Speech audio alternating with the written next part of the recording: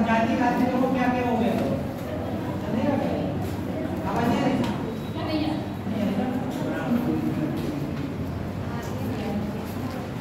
देखो पंचायती राज हम लोग का चल रहा था। पंचायती राज में आप लोगों को संविधान संशोधन बताया था 73वां संविधान संशोधन अधिनियम।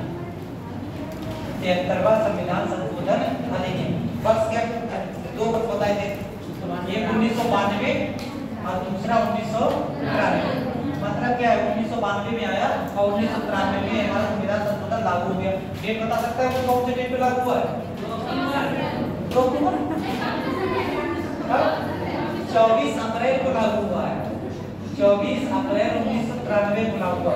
2 अक्टूबर को क्या हुआ था? गांधी जी का बर्थडे है। नागौर में राजस्थान के नागौर से पंचायती राज शुरू की थी, वो 2 अक्टूबर है। यहाँ पे 24 अप्रैल 1993 को 73वां संविधान संशोधन लागू कर दिया गया और इसके माध्यम से क्या क्या जोड़ा गया था? एक भाग जोड़ा गया, कौन सा? भाग 9 अनुसूची 11 आर्टिकल्स 243 से 243 तक कितने हमारे आर्टिकल्स जोड़े गए थे और शक्तियां 29 विषय। शक्तियां कितने विषयों पर दी गई हैं? 29 विषय पर इनको शक्तियां दी गई थी। इतने कॉन्सेप्ट हम लोगों ने यहाँ तक देखे थे, इनके सारे आपको आर्टिकल्स बता दिए थे। आर्टिकल्स आप लोगों को सारे पता ही होंगे। तो कहाँ से लेकर 243 से लेकर ए से 243 से लेकर और फिर 243 ये होते हुए कहाँ तक जाएंगे? 243 ओ तक। एक बार सारे आर्टिकल्स बता दो। 243 ओ नहीं 243 ए और बी दो को छोड़ देते हैं। 243 सी में क्या है? कंपोजिशन गठन। डी में आरक्षण। डी में एक्ट में जी में एच आई जे आई के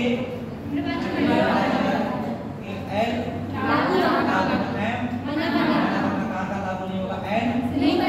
पंचायत को पुरानी से कनेक्शन को जितने लोग वो यहाँ हो जाएंगे। हम लोगों ने वो क्या क्या देख लिया था? 243 सी देख लिया, 243 डी देख लिया, ये देखा था ना? बी नहीं देखा अभी। 243 सी तक हो गया है और 243 डी ये दोनों आर्टिकल्स हो गए हैं। 243 सी में आपको बताया कंपोजिशन में ग्राम स्तर, ब्लॉक स्तर और जिला स्तर, तीनों स्तर में आपको बता दिया था कि तीनों स्तर पे कौन कौन होते हैं? अध्यक्ष होंगे और कुछ हमारे सदस्य होंगे। जिनमें आपको बताया था सदस्यों का चुनाव कैसा होता है, अध्यक्ष का चुनाव कैसा होता है। सदस्य कैसे होंगे? सब सदस्य डायरेक्ट होंगे, ठीक है। जितने भी सदस्य होंगे सभी सदस्यों का चुनाव कैसे किया जाएगा? डायरेक्ट इलेक्शन के द्वारा। लेकिन अध्यक्ष की अगर बात करें तो जो ग्राम स्तर का अध्यक्ष होता है लेकिन प्रधान, इसका चुनाव कैसा होगा? डायरेक्ट। बाकी के 2 स्तर पे कैसे होंगे? ठीक है। ये चीजें हम लोगों ने यहाँ पे देख ली थी। डी 243 डी मतलब डिबेट आरक्षण। आरक्षण बताया था किसको किसको आरक्षण मिला हुआ है? एससी एसटी महिलाओं को और इसके अलावा ओबीसी इनके बारे में आरक्षण की बात कही गई थी। इनको कितना मिला हुआ है? एससी एसटी जनसंख्या के अनुपात महिलाओं को 1/3, ओबीसी को मिला नहीं है। विधानमंडल से डिपेंड करता है। ओबीसी को अगर विधानमंडल देना चाहे तो आरक्षण दे सकता है। महिलाओं को 1/3 दिया गया है, इसको से कर सकते हैं 50%। अगर इसको बढ़ाना चाहे राज्य विधानमंडल तो कितना लेके जा सकते हैं? 50% तक लेके जा सकते हैं। ये चीज हम लोगों ने यहाँ पे देखी थी। अगर हमारा कौन सा है 243 ई। ठीक, ई में क्या है? ई मतलब एंड, एंड मतलब कार्यकाल। तो आपका हमारे पास 243 ई आ जाता है। कार्यकाल देख लेते कैसे कैसे क्या क्या है।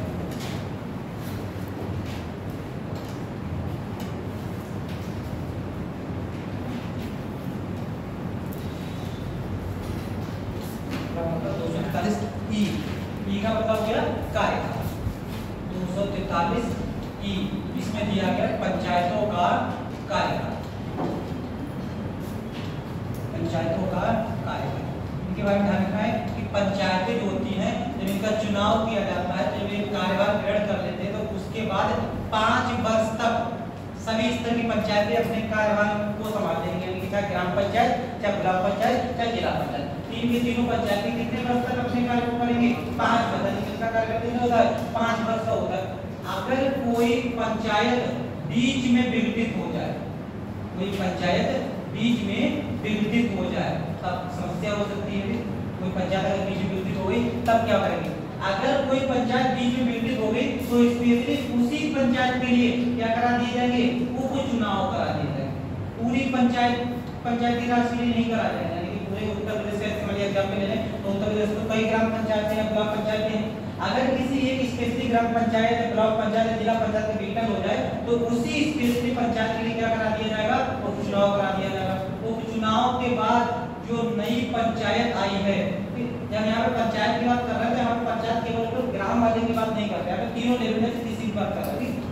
तो अगर उपचुनाव हो जाते हैं तो जो नई पंचायत आती है, ये नई पंचायत 5 वर्ष तक अपने कार्यकाल को ग्रहण नहीं करेगी। ये कितने समय तक रहेगी, ये शेष कार्यकाल तक रहेगी। जितना कार्यकाल बचा हुआ है उतने कार्यकाल तक ये पंचायती राज अपने कार्य करेंगे, अन्यथा बीच में उसके बाद जब बाकी का विघटन होगा तो इसका भी विघटन करा जाएगा। कैसे करेंगे, ऐसे करके समझो। जैसे मान लिया उत्तर प्रदेश में पंचायती राज के चुनाव हुए थे 2021 में, एक एग्जांपल के तौर पे मान लेते हैं। मान लिया 2021 में अगर उत्तर प्रदेश में पंचायती राज के चुनाव हुए हैं तो इनका कार्यकाल कितने वर्ष तक रहेगा, 2026 तक। फिर 2022 मान लेते हैं, ऐसे बोलते हैं 2022 में इनका चुनाव हुआ है और इनका कार्यकाल कब तक रहेगा, 2027 तक। ऐसे ये पूरी पंचायती राज का कार्यकाल रहेगा। मान लिया कि बीच में किसी पंचायत का विघटन हो जाए, जैसे पीलीभीत जिला पंचायत का विघटन हो जाए किसी वजह से, इस समय वर्ष कौन सा चल रहा है, 2025 महीना चल रहा है सितंबर 2025 में अगर पीलीभीत की जिला पंचायत है, किसी ब्लॉक पंचायत है, किसी ग्राम पंचायत का अगर विघटन हो जाए तो स्पेशली इसी पंचायत के लिए क्या कराए जाएंगे, उपचुनाव कराए जाएंगे, उपचुनाव कराए जाएंगे। और जो नई पंचायत पीलीभीत की चुन के आएगी ये कब तक रहेगी, ये 2027 तक रहेगा। 2027 में बाकी सबका विघटन होगा तो इसका भी विघटन हो जाएगा और नई पंचायत हमारी चुनकर आ जाएगी। इस तरीके से सामान्यतः उपचुनाव के लिए जितने भी उपचुनाव होते हैं ये सब शेष कार्यकाल के लिए होते हैं, पूरे 5 वर्ष से 6 वर्ष तक के लिए नहीं होते। जैसे मान लिया एग्जांपल के तौर पर हमारी विधानसभा है, अगर विधानसभा में किसी एक विधायक का पद खाली हो जाए, माने वो सांसद बन जाए, कोई एक विधायक का पद खाली हो जाए तो उसी एक विधायक के लिए क्या करा जाएगा, उपचुनाव करा जाएगा। तो जो उपचुनाव कराए जाएंगे तो विधायक होंगे पूरे 5 साल तक नहीं रहेंगे, वो केवल उतने ही कार्यकाल तक रहेंगे। बाद में विधायक पूरी विघटित होगी विधानसभा तो उनका भी कार्यकाल हो जाएगा समाप्त। तो इनके बारे में ध्यान रखना है कि फिलहाल तो ये 5 वर्ष तक कार्य करेंगी, लेकिन अगर बीच में किसी का विघटन हो जाता है तो उपचुनाव कराए जाएंगे और नई पंचायत शेष कार्यकाल के लिए कार्य करेगी, 5 वर्ष तक कार्य नहीं करेगी। लेकिन यहाँ पे एक चीज और ध्यान रखनी, जैसे मान लिया हमने एग्जांपल के तौर पे हमने ले लिया कि ये चुनाव हुआ है 2021 में, दूसरा एक एग्जांपल ले लेते हैं। मान लिया उत्तर प्रदेश में चुनाव हुआ था 2021 में, अब इनका कार्यकाल कब तक रहेगा, 2026 तक। और समय कौन सा हमारा चल रहा है, सितंबर 2025 चल रहा है, ठीक है। मान लिया चुनाव हमारा होना है जनवरी 2026 में होना है, ऐसे करके समय देखो कितना बाकी है, अक्टूबर, नवंबर, दिसंबर, जनवरी, 4 महीने का समय बाकी है। अगर इस समय अगर किसी पंचायत का विघटन हो जाए और चुनाव होने वाले हैं जनवरी 2026 में, मतलब विघटन के बाद अगर बीच में समय 6 महीने से कम का है, 6 महीने से कम का समय है तो चुनाव कराना जरूरी नहीं है, ठीक है। तो प्रशासन हमारा चलाता रहेगा, प्रशासनिक सिस्टम चलता रहेगा। जब 2026 में सबके लिए चुनाव होंगे तो इसके लिए भी करा लेंगे, मतलब अगर 6 महीने से ज्यादा समय है तब चुनाव कराएंगे, चुनाव हो जाएंगे। लेकिन अगर समय ही 6 महीने से कम है चुनाव कराने में तो चुनाव नहीं कराएंगे। ये बात क्लियर है कि इसको बोलते हैं, इस तरीके से पंचायतों का कार्यकाल चलता है। ये तो हमारा इस तरीके से कार्यकाल समाप्त होना हो गया। और भी तो परिस्थितियां हो सकती हैं, ये लोग चाहे तो अपना इस्तीफा भी तो दे सकते हैं, ठीक। लोग अगर अपना इस्तीफा दे दें तब भी तो किसी पंचायत के बीच में विघटन हो जाएगा।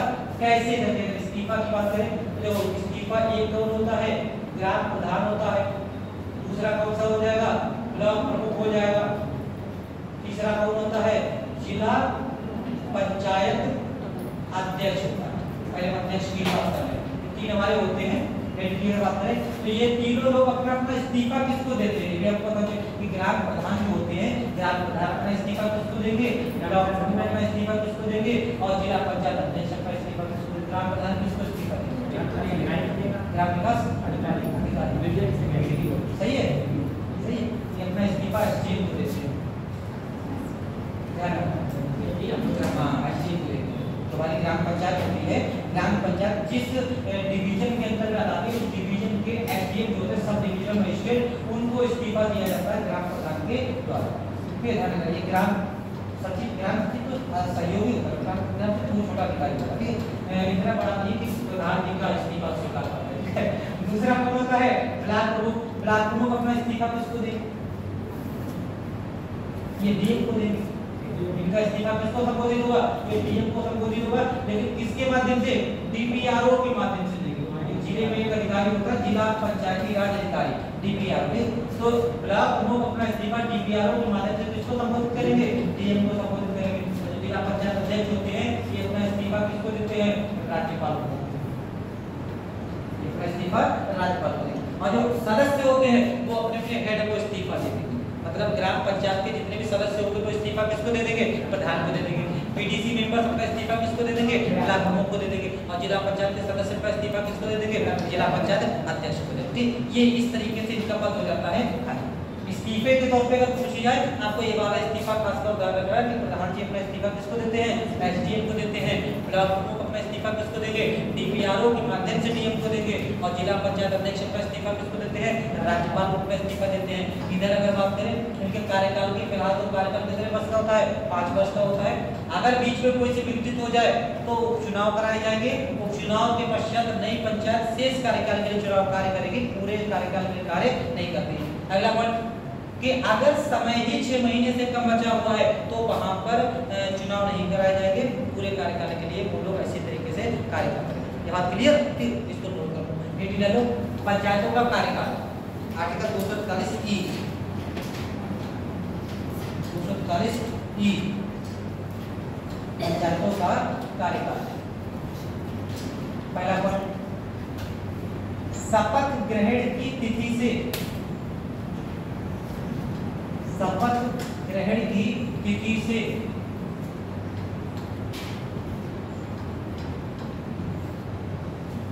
5 वर्ष तक, 5 वर्ष तक पंचायतें कार्य करती हैं, पंचायतें कार्य करती हैं।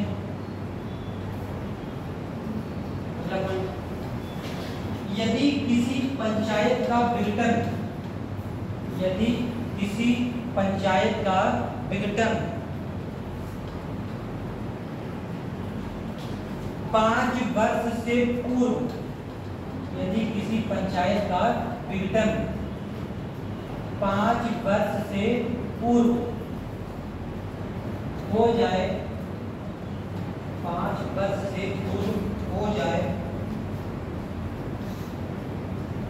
तो उस पंचायत के लिए, तो उस पंचायत के लिए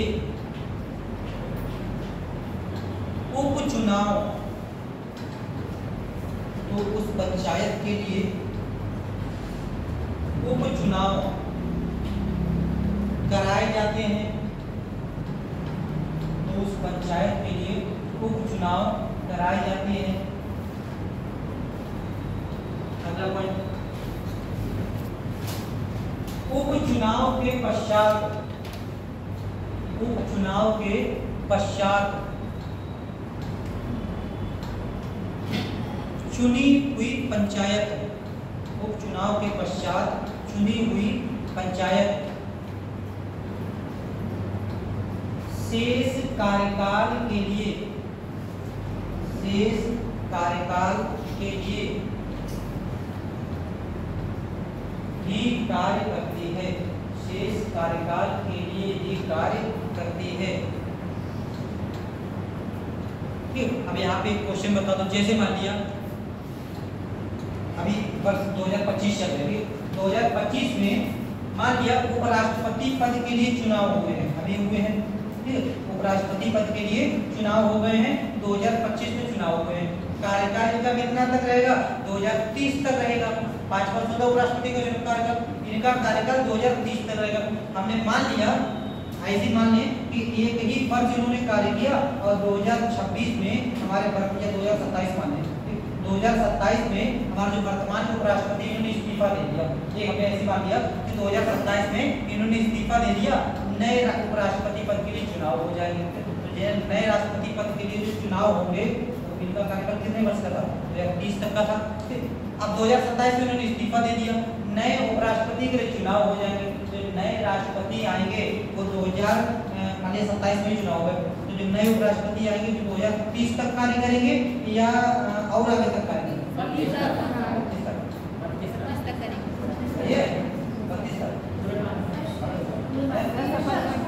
शेष कार्यकाल में, सही है? 5 साल तक रहना है। ये उपराष्ट्रपति या राष्ट्रपति ये उपचुनाव नहीं होता है, ठीक है? ये वाले चुनाव होते हैं, ये उपचुनाव इनमें पद खाली हो जाए, कुछ हो जाएगा, इनके लिए चुनाव होता है, तो इनका कार्यकाल शेष कार्यकाल के लिए नहीं रहता है, पूरे 5 साल तक रहेगा, ठीक है? जैसे वर्तमान में हमारे उपराष्ट्रपति हैं, तो इनसे पहले जो उपराष्ट्रपति थे ये 5 साल के कहा कि 3 साल तक 2022 में आए, 2022 में आए, 25 तक रहे, तो इस हिसाब से तो ये जो हमारे उपराष्ट्रपति जी ने इस्तीफा दे दिया है, 2027 तक रहने चाहिए थे, तो इस हिसाब से सीपी राधाकृष्णन जो बने हैं 2027 तक रहने चाहिए, नहीं रहेंगे, ठीक है? ये पूरे 5 साल तक रहेंगे, 2030 तक रहेंगे। अगर ये भी इस्तीफा देते हैं तो अगले व्यक्ति जो है पूरे 5 साल तक रहेंगे। इनका कार्यकाल शेष कार्यकाल के लिए नहीं होता है, जो भी व्यक्ति अगला आएगा पूरे 5 साल तक अपने पद पर बना रहेगा।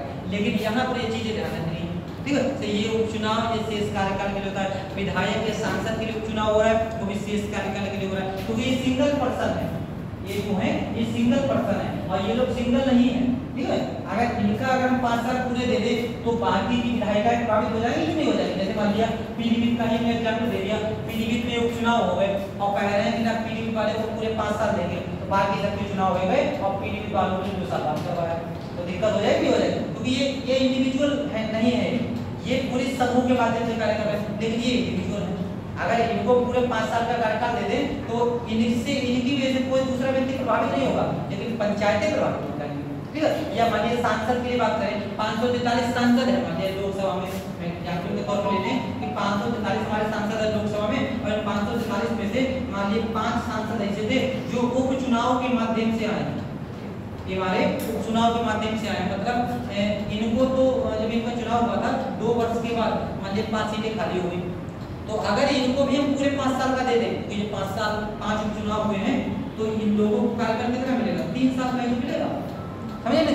अगर इनको भी 5 साल का दे दें तो पता लगे कि 538 सांसदों के लिए चुनाव करा लिए, 5 रह गए, उनके लिए 2 वर्ष बाद कराएंगे, तो व्यवस्था क्या हो जाएगी? पूरा सिस्टम क्रैश हो जाएगा, ठीक है? तो ये ऐसे नहीं होता है, इन लोगों के उपचुनाव के साथ ही इन लोगों के भी चुनाव करा लिए थे, इनका कार्यकाल शेष अवधि तक होता है, बाकी पूरा नहीं होता। लेकिन अगर ये इंडिविजुअल होते, ये किसी से प्रभावित ना होते तो मिलता। उपराष्ट्रपति हैं, राष्ट्रपति हैं, ये इंडिविजुअल है, ये प्रभावित थोड़ी होते दूसरे से, तो इनको पूरा 5 वर्ष का कार्यकाल मिलता है, इनको कार्यकाल पूरा 5 वर्ष का नहीं मिलेगा। अगला पॉइंट क्या लिखा? शेष कार्यकाल तक भी कार्य करती है। अगला पॉइंट ऐसा लिखो, पंचायत के सदस्य, पंचायत के सदस्य अपना इस्तीफा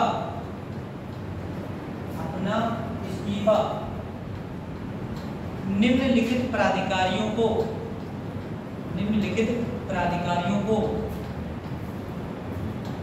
संबोधित करते हैं, निम्नलिखित प्राधिकारियों को संबोधित करते हैं,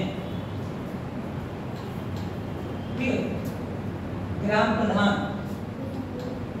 को संबोधित करते हैं, नंबर 1 ग्राम प्रधान, उसके आगे लिख लो एसडीएम, ग्राम प्रधान, एसडीएम उप जिला मजिस्ट्रेट, एसडीएम। दूसरे को ब्लॉक प्रमुख, ब्लॉक प्रमुख, ब्लॉक प्रमुख, इनके आगे लिखो डीपीआरओ के माध्यम से, डीपीआरओ डिस्ट्रिक्ट पंचायती राज ऑफिसर, डीपीआरओ के माध्यम से डीएम को संबोधित, डीपीआरओ के माध्यम से डीएम को संबोधित, माध्यम से डीएम जिलाधिकारी को संबोधित, जिला पंचायती राज नहीं, जिला पंचायत अध्यक्ष, लिखो जिला पंचायत अध्यक्ष, जिला पंचायत अध्यक्ष क्या लिखो? राज्यपाल। जिला पंचायत अध्यक्ष अपना इस्तीफा किसको सौंपते हैं? राज्यपाल। ठीक है। अब बाकी सदस्य का इस्तीफा अपने अपने अध्यक्ष को सौंप देंगे। जैसे ग्राम पंचायत के सदस्य होंगे, ग्राम प्रधान को पीडीसी मेंबर होंगे, ब्लॉक को जिला पंचायत के अध्यक्ष सदस्य होंगे, जिला पंचायत अध्यक्ष को अपना इस्तीफा सौंप देंगे। ये वाला हो जाता है कार्यकाल, पंचायतों का कार्यकाल। ये पॉइंट वाला लिख लो। ये लिखे कि अगर चुनाव में शेष महीने 6 महीने का समय बचा हो, ये नहीं लिखना। ये पॉइंट और ऐसे करके लिखो, यदि पंचायतों के चुनाव में, अगला पॉइंट, यदि पंचायतों के चुनाव में 6 महीने से कम का समय, यदि पंचायतों के चुनाव में 6 महीने से कम का समय है तो उपचुनाव, यदि पंचायतों के चुनाव में 6 महीने से कम का समय है तो उपचुनाव नहीं कराए जा सकते, तो उपचुनाव नहीं कराए जा सकते।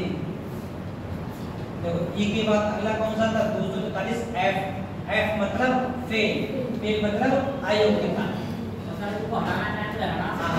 विश्वास प्रस्ताव लेके आएंगे, जैसे बाकी हमारा बाकी सब जगह विश्वास प्रस्ताव होता है, ऐसे करके जिला पंचायत अध्यक्ष को लाना है तो जिला पंचायत की मीटिंग में अविश्वास प्रस्ताव लेके आएंगे, और जिला पंचायत के आधे लोगों ने अगर कह दिया कि हटाओ तो जिला पंचायत अविश्वास प्रस्ताव के माध्यम से किसी को भी हटा सकते हैं। क्योंकि डेमोक्रेसी का मतलब ही होता है कि जो भी प्रतिनिधि होते हैं ये जनता के प्रति रिस्पॉन्सिबल होते हैं। संसदीय शासन प्रणाली यही है। कल हम क्वेश्चन देखे थे संसदीय शासन प्रणाली के 2 क्वेश्चन थे। तो संसदीय शासन प्रणाली का मतलब ही होता है कि जितने भी जनप्रतिनिधि होते हैं ये पब्लिक के प्रति रिस्पॉन्सिबल होते हैं। और क्योंकि पब्लिक से तो डायरेक्ट जाके पूछेंगे नहीं, पब्लिक का कैंडिडेट है वहां पर, तो कैंडिडेट ने अगर कह दिया तो हटे नहीं, कैंडिडेट से विश्वास प्रस्ताव पारित कर दे तो हट जाएंगे। और देखो इसके बाद अगला कौन सा था, इनके बाद 244 एफ का मतलब क्या हो गया, फेल, और फेल का मतलब हो गया अयोग्यता। अयोग्यता तो जो योग्यता नहीं होगी वो अपने आप में क्या हो जाएगी, अयोग्यता हो जाएगी। जो योग्यताएं हमारी हैं अगर उन योग्यताओं को पूरा नहीं करता है तो वो व्यक्ति क्या हो जाएगा, पंचायती राज के लिए अयोग्य हो जाएगा। तो एक चीज ध्यान रखिए कि अगर किसी व्यक्ति ने, अगर किसी सदस्य ने 21 वर्ष की आयु पूरी नहीं की, अगर किसी सदस्य ने 21 वर्ष की आयु अभी तक पूरी नहीं की है तो वो व्यक्ति पंचायती राज के लिए क्या है, अयोग्य है। चाहे अध्यक्ष हो चाहे सदस्य। अगर बताया कि आपको न्यूनतम आयु कितनी वर्ष की साल की थी, 21 वर्ष। अलग अलग आयु के कॉन्सेप्ट बताए गए 18, 21, 25, 30, 35 सारे रटे हुए हैं। सारे बता कौन कौन से कॉन्सेप्ट कहां पे है, बता दो। 18 कहां पे है, मतदान की आयु। 21 25 और विधानसभा में 30 और विधान परिषद में 35 राष्ट्रपति, उपराष्ट्रपति, राज्यपाल, उपराज्यपाल, इन सब के लिए कितनी चीज होती है, 35 चीज होती है। पहले 21 वर्ष की घटाकर बाद में मतदान कर देंगे। 18 वर्ष संविधान संशोधन 61वां वर्ष 1990। बस इतने कॉन्सेप्ट याद रखने हैं, इससे संबंधित ये जितना ही है क्वेश्चन की। मतलब यहाँ पर अगर किसी व्यक्ति ने 21 वर्ष की आयु पूरी नहीं की है तो वो व्यक्ति पंचायती राज के लिए अयोग्य है, पहला पॉइंट। दूसरा हमारा ये एक्ट है रिप्रेजेंटेशन ऑफ पीपल एक्ट 1950-1951। इसमें भी कुछ योग्यताएं बताई गई हैं। जन प्रतिनिधित्व अधिनियम 1950-1951, इसमें भी पंचायत सभी सदस्यों के लिए क्या बताया गया, कुछ अयोग्यताएं बताई गई हैं। रिप्रेजेंटेशन ऑफ पीपल एक्ट 1951 के अनुसार यदि कोई सदस्य किसी भी क्रिमिनल केस में न्यूनतम 2 वर्ष की सजा प्राप्त करता है, 2 वर्ष की सजा प्राप्त करता है तो सजा पूरी होने के बाद 6 वर्ष तक वो व्यक्ति चुनाव नहीं लड़ सकता। ठीक है, ये कॉन्सेप्ट कहां पर है, रिप्रेजेंटेशन ऑफ पीपल एक्ट 1950-1951 सभी सदस्यों के बारे में लागू होता है, चाहे छोटे स्तर का सदस्य हो चाहे बड़े स्तर का सदस्य हो। अगर कोई क्रिमिनल केस में किसी व्यक्ति को कम से कम 2 वर्ष की सजा दी गई है तो अगले 6 वर्ष तक सजा पूरी करने के बाद अगले 6 वर्ष तक वो व्यक्ति चुनाव नहीं लड़ सकता। मतलब 2 वर्ष की सजा दी गई तो 8 वर्ष के लिए हो गए फ्री एकदम। ठीक है, चुनाव लड़ने से फ्री होगा, कोई टेंशन नहीं। 3 वर्ष के लिए सजा देगी तो 9 वर्ष, 4 वर्ष के लिए देंगे तो 10 वर्ष, सजा पूरी करो, उसके 6 वर्ष तक आराम से घर पे बैठो, उसके बाद चुनाव लड़ना। तो 2 वर्ष की सजा देंगे कम से कम, तो अगले 6 वर्ष तक वो व्यक्ति चुनाव नहीं लड़ सकता है। ये बात कहाँ दी गई है? Representation of people act 1950-1951। जनप्रतिनिधित्व वाला ज्यादा कॉन्सेप्ट को दल बदल वाला ज्यादा कॉन्सेप्ट यहाँ पे लागू होता नहीं, क्योंकि सामान्यतः जो हमारी पंचायतें वगैरह होती है इसमें निर्दलीय और दलित लोग ज्यादातर होते हैं, तो उनसे ज्यादा कोई खास मतलब नहीं लगता। ठीक, तो अयोग्यता में पहला पॉइंट तो ध्यान रखना है कि अगर किसी व्यक्ति ने 21 वर्ष की आयु पूरी नहीं की है तो अयोग्य हो गया। दूसरा पॉइंट, अगर कम से कम 2 वर्ष की सजा प्राप्त की है तो सजा पूरी करने के बाद अगले 6 वर्ष तक चुनाव नहीं लड़ सकता। इसके अलावा अगर किसी राज्य सरकार ने कोई स्पेशल कानून बनाकर अगर कोई विशेष योग्यता निर्धारित की है, अगर कोई योग्यता पूरी नहीं करता है तब भी वो व्यक्ति क्या हो जाएगा? अनएलिजिबल हो जाएगा। जैसे कि आपको एक एग्जांपल दे दें, हरियाणा की सरकार ने साल बनाया था कि 8वीं पास होना चाहिए। ऐसे बनाया था कि जो राजस्थान की सरकार ने साथ ऐसा कुछ बनाया था कि जिन लोगों के 2 से ज्यादा बच्चे हैं वो चुनाव नहीं लड़ सकते, ऐसे कुछ बनाया था। और एक तो पढ़ाई लिखाई वाला बनाया था कि 8वीं पास होना चाहिए प्रधान के लिए। तो अगर ऐसे कोई एक्ट बनाया गया किसी राज्य सरकार के द्वारा, तो वो व्यक्ति अगर उसको पूरा नहीं करता है तो क्या हो जाएगा?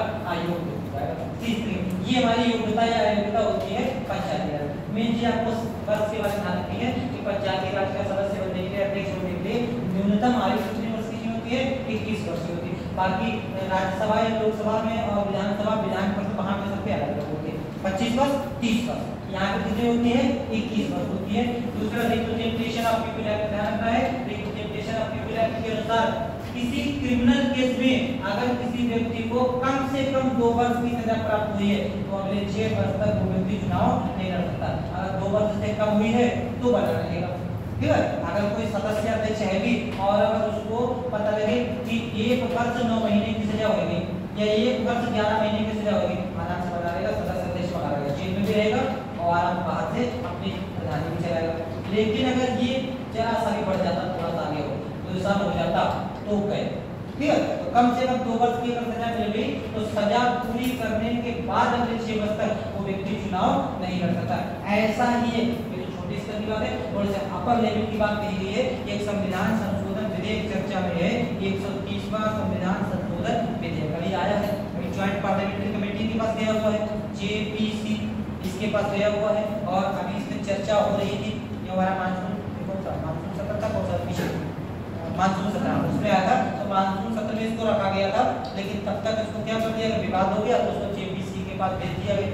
इसमें कॉन्सेप्ट ये किया गया है, अगर आपसे करंट अफेयर्स के टॉपिक पूछा जाए ध्यान रखो, इसमें कॉन्सेप्ट ये किया गया है कि अगर किसी मंत्री, चाहे प्रधानमंत्री हो या अन्य मंत्री कोई हो, अगर किसी मंत्री को किसी ऐसे केस में 30 दिन तक पुलिस हिरासत में लिया जाता है जिस केस में कम से कम 5 वर्ष की सजा का प्रावधान, ठीक है, कोई आरोप लगा और वो ऐसा आरोप लगा हुआ है कि अगर वो आरोप साबित हो जाता है तो कम से कम 5 वर्ष की सजा मिलेगी। ऐसे मामले में उनको गिरफ्तार किया गया। अगर उनको गिरफ्तार किए हुए 30 दिन हो गए तो 31वें दिन उनका पद अपने आप खाली हो जाएगा। इस्तीफा ले लें और इस्तीफा नहीं दिया तो 30 दिन पूरी हो जाने के बाद राष्ट्रपति उनको उनके पद से हटा दें। लेकिन ये कॉन्सेप्ट किया गया है 130वें संविधान संशोधन अधिनियम विधेयक के माध्यम से, इसको ज्वाइंट पार्लियामेंट्री कमेटी के पास भेजा गया। ज्वाइंट पार्लियामेंट्री कमेटी होता है कि जब भी किसी विधेयक पर विवाद हो जाए तो ऐसे क्या करते हैं कि पार्लियामेंट की कमेटी बना देते हैं, सभी पार्टियों के लोग उसमें शामिल होते हैं, उन लोग के अनुसार 31 सदस्यों की कमेटी बनाई गई है। तो सभी पार्लियामेंट के सभी सदस्यों को उसमें शामिल किया सभी पार्टी से, और उस पार्टी के सदस्य क्या करते हैं, उस पर डिस्कशन करते हैं। अगर ज्वाइंट पार्लियामेंट्री कमेटी ने बहुमत से उसको पारित कर दिया तो विवाद नहीं होता, तो संसद से वोटिंग होती है। इस तरीके से तो 130वां संविधान संशोधन विधेयक जो है इसको ज्वाइंट पार्लियामेंट्री कमेटी के पास भेजा गया है। इसमें कहा यह गया है कि अगर किसी मंत्री को किसी ऐसे क्राइम के आरोप में गिरफ्तार किया गया है जिसमें कम से कम 5 वर्ष की सजा का प्रावधान है, अब अभी आरोप साबित नहीं हुआ है लेकिन उसको कस्टडी में लिए हुए 30 दिन बीत गए, अभी तक चल ही रहा है, 30 दिन बीत गए और अभी तक उस पर ये प्रक्रिया चल ही रही है। तो 31वें दिन उसको क्या करना पड़ेगा, पद छोड़ना पड़ेगा अपने। अगर ये आरोप साबित नहीं होता है तो अपने आप को ज्वाइन कर दें। इस तरीके से, हालांकि इसका मिसयूज भी हो सकता है, नहीं मिसयूज वही तो बड़े स्तर में स्विच हो सकता है कि पता लगे किसी भी राज्य के मुख्यमंत्री अगर सरकार को हटाना है, विपक्षी दल की सरकार है, वही मुकदमा लिखवा दिया और फिर आराम से ऐसा वाला मुकदमा लिखो जिसमें कम से कम 5 साल की सजा हो। मुकदमा लिखाया और फिर गिरफ्तार कर लिया उसको, अब जांच चल रही है, धीरे धीरे करके जांच चलेगी, पता लगा 30 दिन हो गए और 30 दिन में आपको पता नहीं हुआ। ये मिसयूज हो सकता है, इसीलिए इस पे विवाद है इतना ज्यादा और जॉइंट पार्लियामेंट्री कमेटी पर भेजा गया। इसके अलावा ये संविधान के जो हमारा अपराध वाला बेसिक कॉन्सेप्ट होता है उसका भी उल्लंघन करता है कि जब तक कोई आरोप साबित नहीं हो जाता है तब तक वो व्यक्ति आरोपी है, अपराधी नहीं। और अपराधी ना होने पर भी उसको उसके पद से अगर हटाया रहे हैं तो ये तो एक प्रकार से न्याय के मूल सिद्धांत के खिलाफ हो जाए, इसीलिए इसका विरोध हो रहा है। तो ये बड़े स्तर की चीजें हैं, ये हमारे छोटे स्तर की चीजें हो जाएंगी। ये चीजें अयोग्यता में ध्यान रखें, नोट कर लो इसको। लेकिन चलो अयोग्यताएं, अयोग्यताएं 243F, अयोग्यता में 243F। नंबर 1, 21 वर्ष की आयु पूरी ना हुई हो, 21 वर्ष की आयु पूरी ना हुई हो। नंबर 2,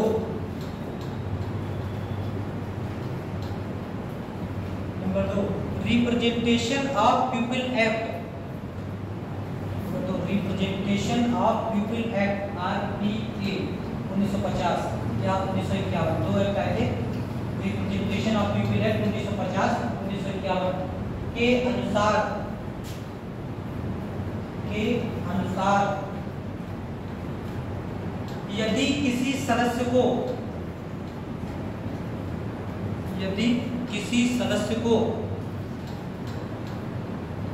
किसी क्रिमिनल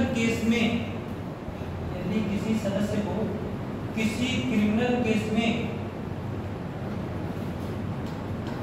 कम से कम 2 वर्ष की सजा हुई हो, कम से कम 2 वर्ष की सजा हुई हो तो वह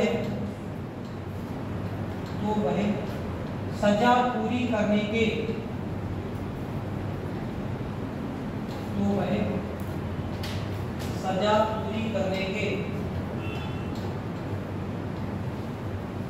अगले 6 वर्ष तक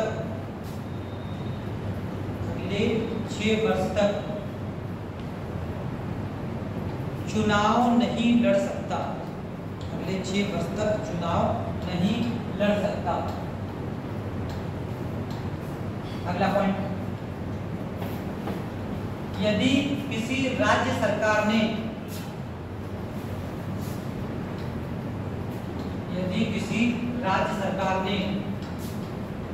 कोई कानून बनाकर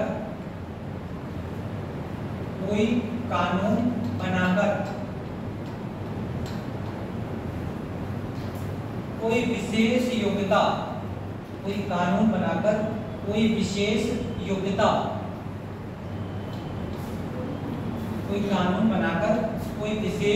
योग्यता निर्धारित की हो, विशेष योग्यता यही हो जाएगी कि पढ़ाई लिखाई वगैरह वाली विशेष योग्यता हो जाएगी। 243F के बाद 243G में आपको ध्यान रखना है, जी में क्या दी गई है, जी में शक्तियां दी गई हैं। शक्तियों के बारे में आपको कोई खास बात नहीं ध्यान रखनी है, बस इतना ध्यान रखना है कितने विषय हैं पंचायतों को काम करने के लिए, कुल 29 विषय आवंटित किए गए हैं, 29 विषयों की शक्तियां दी गई पंचायतों को, और कोई खास बात याद नहीं रहती है, बस इतना ध्यान रखना है। शक्तियां कौन से में है, 243G में है, कितनी शक्तियां दी गई है, कुल 29 विषय पर शक्तियां दी गई है। जी के बाद HIJ, 243I ले लेते हैं, कौन सा आएगा HIJ, आई में क्या है, आई में हो जाएगा राज्य वित्त आयोग,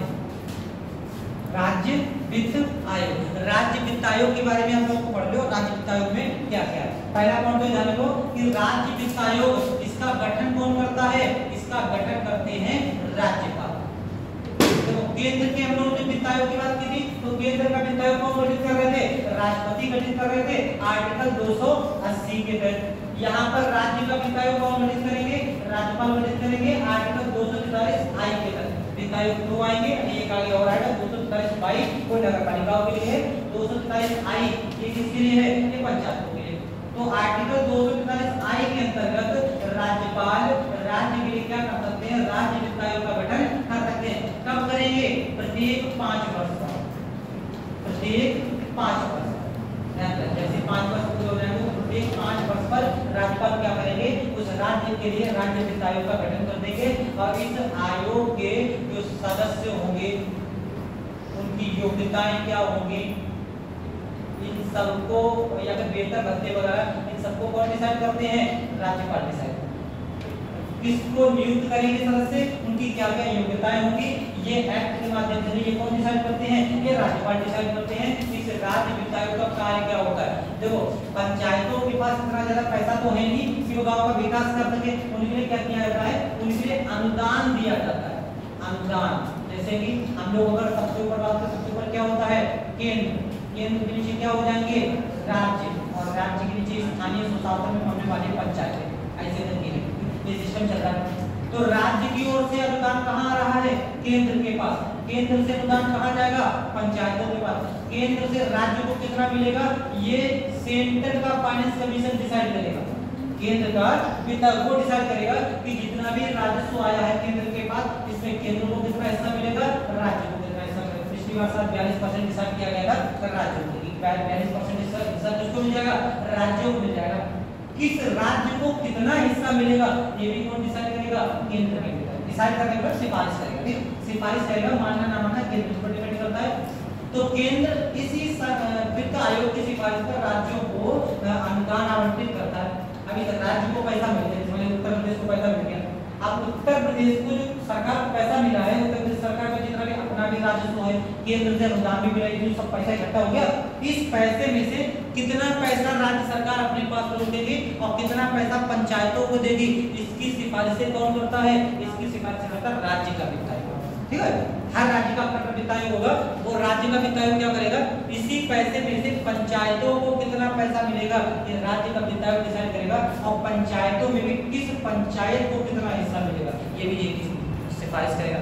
मतलब कोई जरूरी थोड़ी सी सभी पंचायतों को बराबर बराबर का हिस्सा दे दिया जाए। एग्जाम्पल आपको स्टार्टिंग में दिया था, इक्विटी और इक्वालिटी, समता समानता, ध्यान है कि भूल ध्यान है, तो इक्विटी बता दो, इक्वालिटी बता दो, इक्विटी क्या होती है, इक्वालिटी क्या होती है।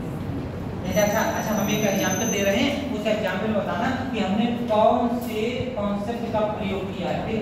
जैसे मान लिया एग्जाम्पल के तौर पे आप सब लोग यहाँ बैठे हुए, सब लोग बैठे हुए हैं, हमने कर दिया, हमने आज ने कहा कि ऐसा करते नोट्स दे देते सबको लोगों को नोट्स दे देते हैं। हमने क्या किया, यही से आज कहाँ से स्टार्ट किया, 243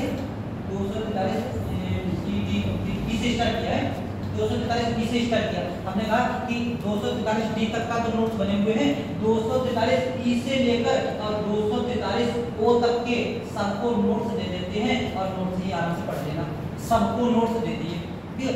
कौन सा कॉन्सेप्ट हमने यूज किया, इक्विटी का या इक्वालिटी, इक्वालिटी का, समानता, सही है, सही है, इक्विटी समानता, इक्वालिटी की बात है, वो इसको कहते हैं समानता। इसको हम लोग अभी दो एग्जाम्पल हम लोग दे रहे हैं, यही पे ही चेक करेंगे, एक समानता और इसको क्या किया, इसको हमने किया है समता, ठीक है। चलिए जैसे एक तो हमने ये किया, हमने कहा कि ऐसे सब लोगों को, जितने भी लोग बैठे हुए सबको हमने एक जेरॉक्स कॉपी करवाई और सबको एक ऐसा नोट हमने दे दिया जिसमें 243 ई से लेकर 243 ओ तक का कॉन्सेप्ट लिखा हुआ है, ठीक। फिर कुछ लोग बोले, उन्होंने कहा कि सर कल हम आए नहीं थे, ऐसा करो हमें 243 से और 243 ओ तक इतना नोट्स दे दो, ठीक है। तो इन्हीं में से हमारे 5 लोग ऐसे थे, 5 लोगों को हमने ये वाला नोट्स दिया, बाकी सभी लोगों को हमने ये वाला नोट्स दिया। दो तरीके के हमने रूल अपना है। अगर हम ये वाला हटा देंगे, एग्जाम्पल बात करें, हमने ये वाला कॉन्सेप्ट हटा दें, हमने सबको, चाहे कल कोई आया हो चाहे ना आया हो, हमें मतलब नहीं है, हमने ये वाला नोट्स पकड़ा दिया, हमने कहा पंचायती राज आपका कंप्लीट, ठीक है। 243 ई से लेकर 243 ओ तक का नोट्स आपको पकड़ा दिया, हमने कहा डी तक का तो कल लिखा हुआ है, ठीक है। ई से लेकर ओ तक का पकड़ा दिया और आपने कहा आज पंचायती राज कंप्लीट, कल नगर पालिका स्टार्ट करेंगे। आप बताओ, हमने अगर केवल ये वाला कॉन्सेप्ट इस्तेमाल किया है, तो इक्वालिटी इस्तेमाल किया, इक्विटी इस्तेमाल इक्वालिटी किया है, इक्वालिटी किया। अगर हम ये वाला कॉन्सेप्ट इस्तेमाल करें कि जिनको 243 से जो 243 ने 1773 के रेगुलेटिंग एक्ट से जो एकदम स्टार्टिंग से, जिनको स्टार्टिंग से जरूरत है उनको स्टार्टिंग से वो तक के दिए, और जिनको स्टार्टिंग से नहीं जरूरत है, जो कल तक आए थे उनको 243 ई से जरूरत है, उनको ई से वो तक के दिए। तो अगर ये वाला कॉन्सेप्ट यूज करें तो इक्विटी सही है, उल्टा बता रहे हो, ठीक है, उल्टा बता रहे हो। अगर हमने सबको एक समान ट्रीट किया, चाहे कल आए हो चाहे ना आए हो, हमें मतलब नहीं है, तो कौन सा कॉन्सेप्ट है, तो हमने कॉन्सेप्ट यूज किया है यही बताया, इसको क्या कहते हैं, इसको इक्वालिटी कहते हैं। अगर सबको एक समान तरीके से ट्रीट करें, चाहे वो पीछे हो चाहे आगे हो, ठीक है, हमें इससे मतलब नहीं है। इसको कौन सा कॉन्सेप्ट कहते हैं, इसको इक्वालिटी कहते हैं। और जिसको जैसी जरूरत है, जैसे यहाँ पर कुछ लोगों को इसकी जरूरत है, कुछ लोगों को इसकी जरूरत है, तो जिसको जैसी जरूरत है उस तरीके से ट्रीट करना क्या कहलाता है, इक्विटी कहलाता है। ठीक, तो ये कॉन्सेप्ट यहाँ पे ध्यान रखना है। यही कॉन्सेप्ट पंचायतों के साथ किया जाता है कि पंचायत, हर पंचायत को एक समान पैसे की तो जरूरत है नहीं, कुछ ज्यादा पीछे हैं कुछ थोड़ी सी डेवलप कर लेंगे, तो जो ज्यादा पीछे हैं उनको ज्यादा पैसे की जरूरत है, जो पीछे हैं उनको ज्यादा जरूरत, जो बराबर आ चुके हैं आगे उनको थोड़ा कम पैसे की जरूरत है। तो किसको कितना पैसा दिया जाएगा ये कौन डिसाइड करता है, राज्य का विधायक डिसाइड करता है। कॉन्सेप्ट कौन सा लेके चलता है, ठीक है, कि जिसको जितना जिस तरीके से जरूरत है उसको उतना ही पैसा दिया जाएगा, अनावश्यक पैसा नहीं दिया जाएगा। इसको कहते हैं इक्विटी का, क्लियर। तो ये हमारे वित्त आयोग के बारे में आपका क्वेश्चन आ जाए कि वित्त आयोग का गठन कौन करते हैं, राज्यपाल करते हैं। प्रत्येक 5 वर्ष की बात करेंगे, ये क्या करते हैं, अनुदान पर कार्य करते हैं। राज्य का वित्त आयोग अनुदान पर कार्य करता है कि किस पंचायत को कितना अनुदान दिया जाएगा, ये कौन रिकमेंड करते हैं, राज्य के वित्त आयोग रिकमेंड करेंगे। इनके सदस्यों की योग्यता वगैरह कौन डिसाइड करेंगे, राज्यपाल डिसाइड करेंगे। इतनी चीजें ध्यान रखनी है राज्य। बाकी सारे के सारे कार्य उसी तरीके से होते हैं जैसे केंद्र में वित्त आयोग करता है, कोई कार्य ये करता है। 243 आई राज्य वित्त आयोग, 243 आई राज्य वित्त आयोग। पहला पॉइंट राज्य वित्त आयोग, पहला पॉइंट, इसका गठन राज्यपाल करते हैं, इसका गठन राज्यपाल करते हैं।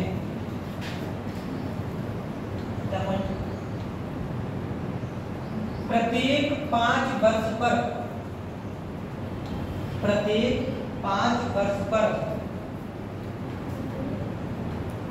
इसका गठन किया जाता है, इसका गठन किया जाता है।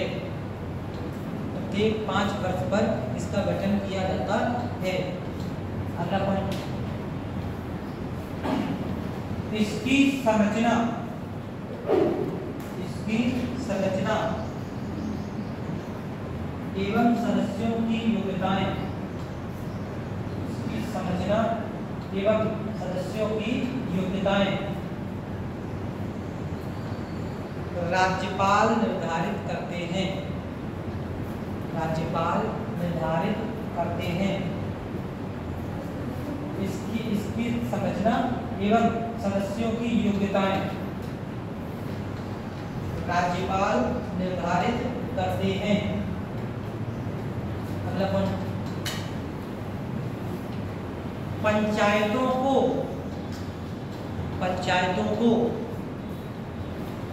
मिलने वाले अनुदान, पंचायतों को मिलने वाले अनुदान की सिफारिश, मिलने वाले अनुदान की सिफारिश वित्त आयोग करता है, वित्त आयोग करता है। ठीक है, मतलब किसको कितना अनुदान दिया जाएगा ये सिफारिश कौन करेगा, राज्य का वित्त आयोग करेगा। ये हमारा वित्त आयोग हो गया। आई के बाद जे के 243 के लाना है, 243 के 243 के में क्या बताया गया है, निर्वाचन आयोग, राज्य का निर्वाचन आयोग। राज्य निर्वाचन आयोग।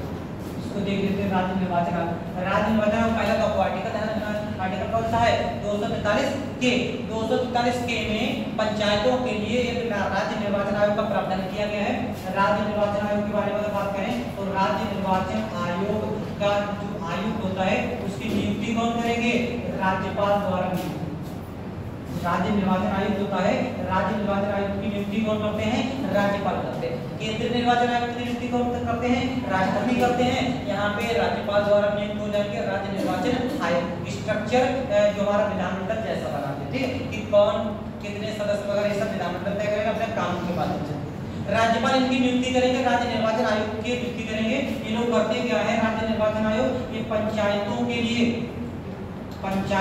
लिए चुनाव कराते हैं, पंचायतों के लिए चुनाव कराते हैं। बाकी सब कार्य वही निर्वाचक नामावली तैयार कराते हैं, कौन व्यक्ति जो है पंजीकृत है कौन नहीं है ये डिसाइड करते हैं। पहले किसी को लिस्ट में से बाहर नाम करना है या किसी का लिस्ट में शामिल करना है, ये सब कार्य कौन करते हैं, राज्य निर्वाचन आयोग के द्वारा किए जाते हैं।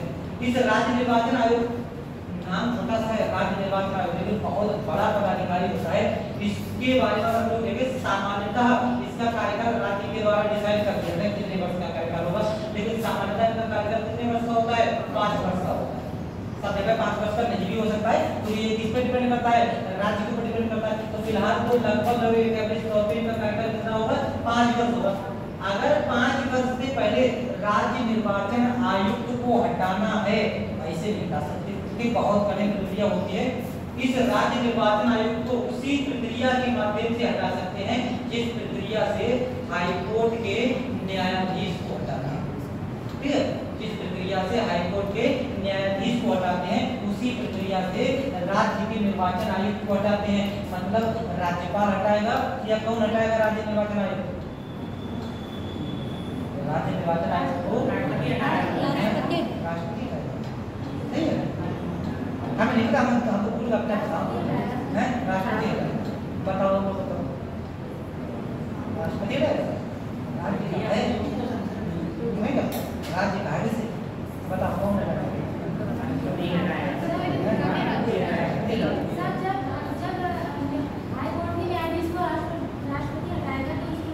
हम नहीं ध्यान, जैसे आप लोग राष्ट्रपति होगा राष्ट्रपति मानने में, लेकिन ज्यादा लोग तो राष्ट्रपति अब तो माने भी, अब 2-4 लोग कहोगे तो थोड़ा डाउट वाली बात रहेगी नहीं रहेगी। बताओ भाई, हाईकोर्ट के न्यायाधीश आप लोग पूरा सारा का सारा कॉन्सेप्ट पढ़ चुके हो, आप कॉन्सेप्ट लगाओ अपना, आप कॉन्सेप्ट लगाओ कि हम कह रहे हैं कि हाईकोर्ट के न्यायाधीश के समान इसको हटाते हैं, तो राज्य के निर्वाचन आयुक्त को कौन हटाएगा, आदेश को हटाने का आदेश प्रक्रिया तो इसके समान है, लेकिन हटाने का आदेश देगा कोई, हाईकोर्ट के न्यायाधीश को जैसे हटा देंगे तो हटा देंगे, लेकिन आदेश तो कोई ना कोई देगा, इनको टर्मिनेट करते तो आदेश किसके द्वारा दिया जाएगा, आदेश राज्यपाल देगा, सही है, हमें लगता बताओ सही है, राज्यपाल देगा, बताओ राष्ट्रपति है राज्यपाल है। अब हाईकोर्ट के न्यायाधीश को हटाने की जगह प्रक्रिया याद करो, हमने सिर्फ आपको इतना यहाँ पे बोला कि इसको उसी प्रक्रिया से हटाते जिस प्रक्रिया से हाईकोर्ट के न्यायाधीश को उसके पद से हटाते। अब हाईकोर्ट के न्यायाधीश को हटाने की प्रक्रिया बता दो, जैसे हाईकोर्ट के न्यायाधीश को हटाएंगे वैसे इसको हटाएंगे। अब बताओ हाईकोर्ट के न्यायाधीश को कैसे करेगा, साबित कदाचार एवं असमर्थता, आरोप कौन सा होगा, साबित कदाचार एवं असमर्थता, साबित कदाचार एवं असमर्थता।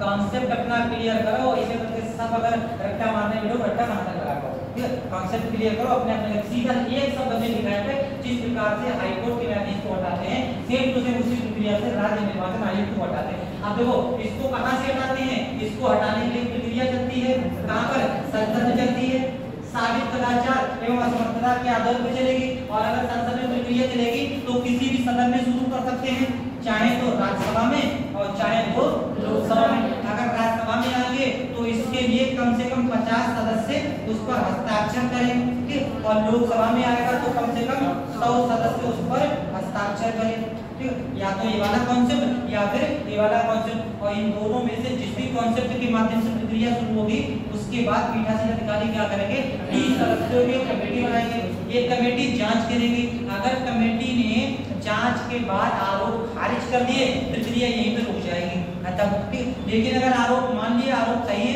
तो प्रक्रिया प्रक्रिया आगे बढ़ेगी। अब क्या होगा, अब वोटिंग होगी। अब वोटिंग कितनी, विशेष बहुमत से।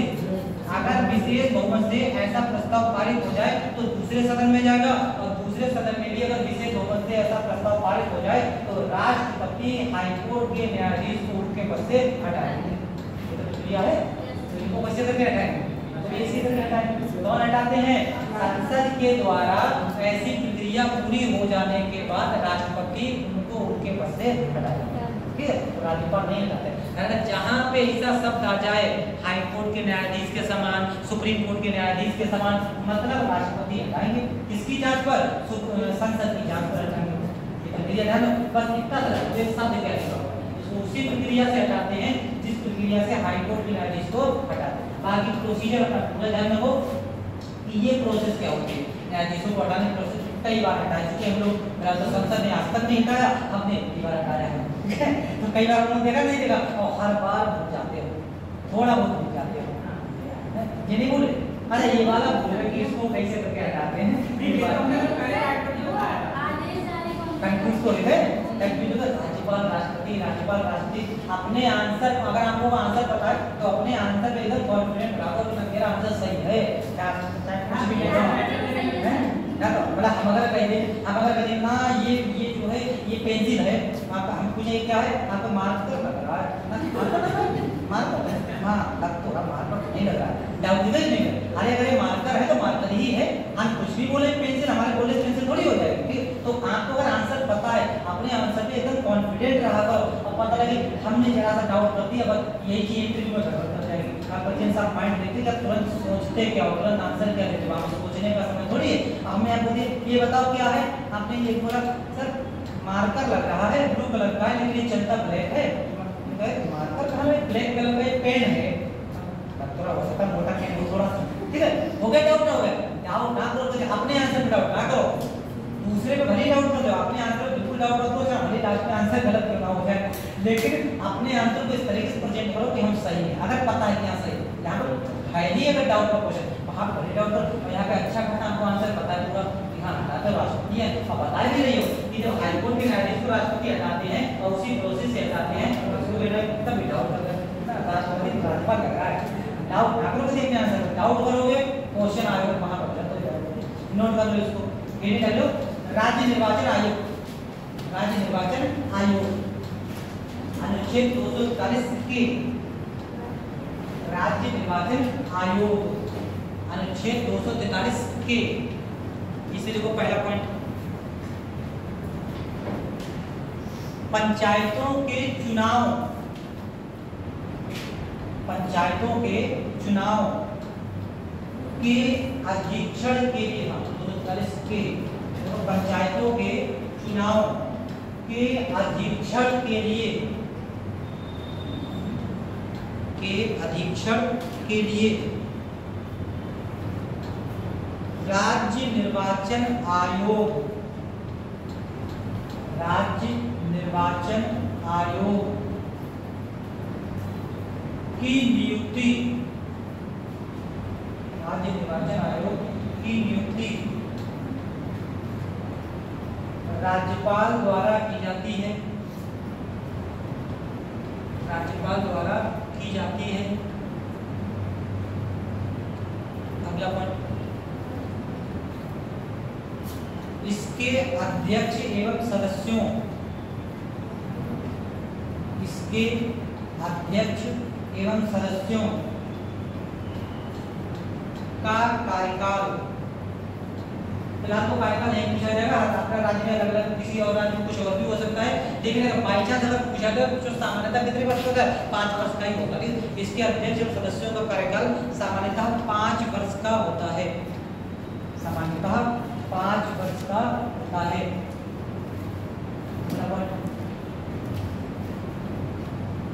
राज्य निर्वाचन आयुक्त को, राज्य निर्वाचन आयुक्त को उसी प्रक्रिया से, उसी प्रक्रिया से हटाया जा सकता है, उसी प्रक्रिया से हटाया जा सकता है राज्य निर्वाचन आयुक्त को उसी प्रक्रिया से हटाया जा सकता है जिस प्रक्रिया से हाईकोर्ट के न्यायाधीश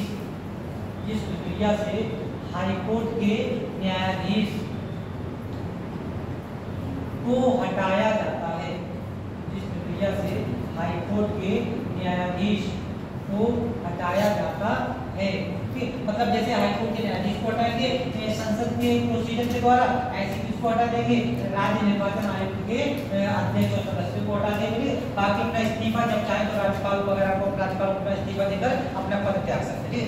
हटाने की प्रक्रिया हाईकोर्ट के न्यायाधीश के समान होगी। इतनी चीजें आपको जानने की राज्य निर्वाचन आयोग के बारे में। बाकी कार्य वही करता है, निर्वाचन नामावली तैयार करता है, लोगों को लिस्ट में शामिल करता है, उनको लिस्ट से बाहर करता है। जैसी गांव में हमारे चुनाव होने हैं तो उन चुनाव आयोग को घोषित करता है। ये सब काम कौन करेगा, राज्य निर्वाचन आयोग। जो केंद्र के संबंध में केंद्र का निर्वाचन आयोग करेगा, केंद्र राज्य के संबंध में, पंचायतों के संबंध में सेम टू सेम वही कार्य कौन करेगा, राज्य निर्वाचन आयोग करेगा। ये हमारा हो गया 243 के बाद एल एम आपका कौन सा 243 एल और 243 एम। बाकी एन और ओ में कोई खास बात है, एन मतलब नई पंचायतें उनको देख लेंगे क्या है, ओ में बाकी जो भी कॉन्सेप्ट बचे हैं वो ओ में आ जाते हैं। 243 एन का मतलब है इनको कहां लागू किया जाए, लागू करना।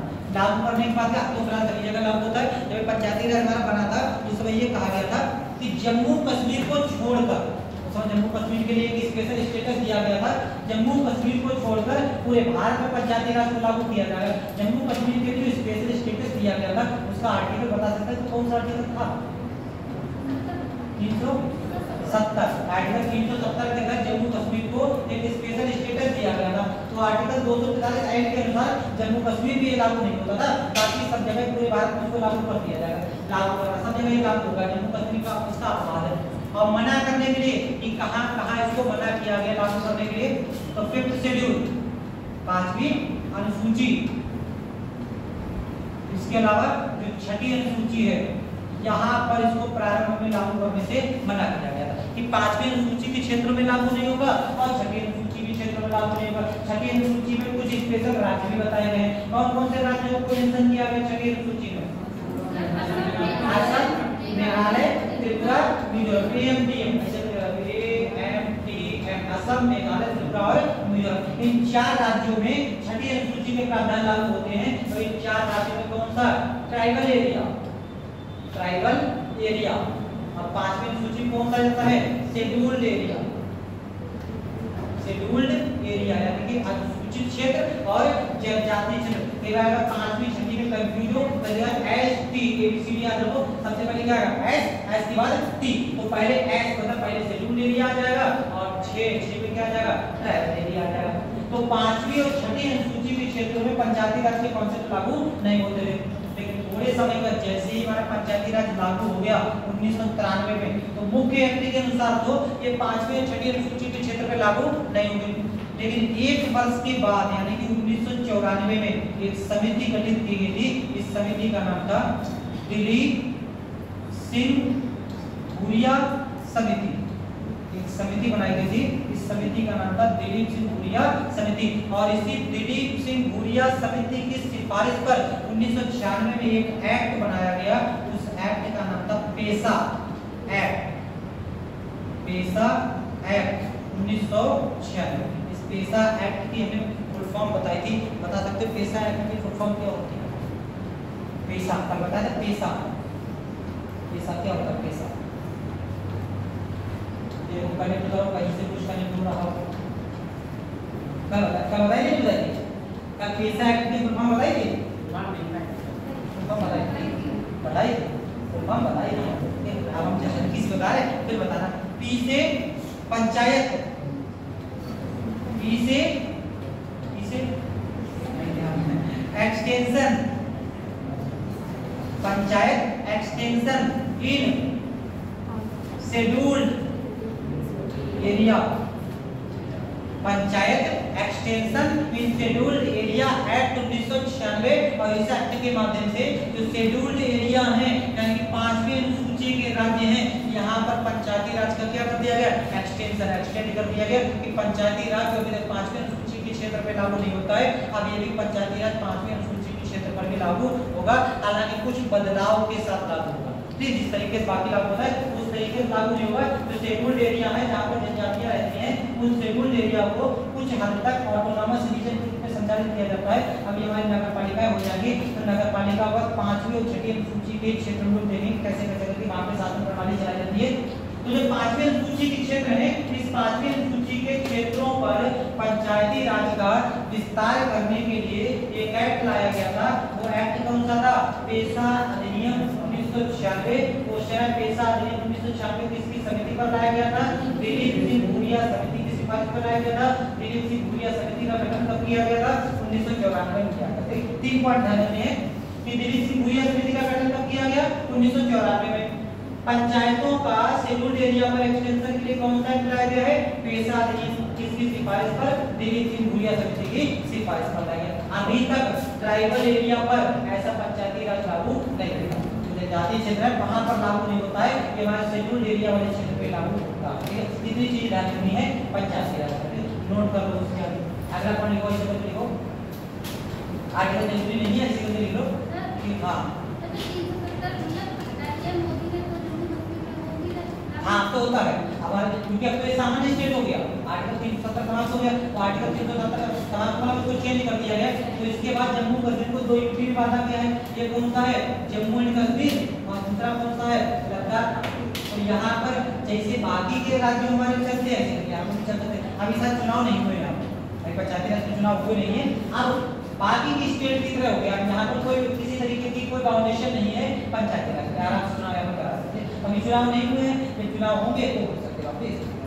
नोट कर लो उसका भी एक पॉइंट, पहला पॉइंट लिखो, ऐसे लिखो, पंचायती राज के प्रावधान,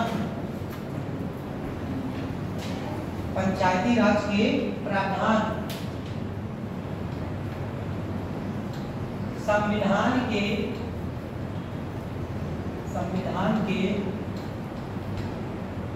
5वीं अनुसूची, संविधान के 5वीं अनुसूची एवं 6ठी अनुसूची, 5वीं अनुसूची एवं 6ठी अनुसूची के क्षेत्रों पर लागू नहीं होते थे,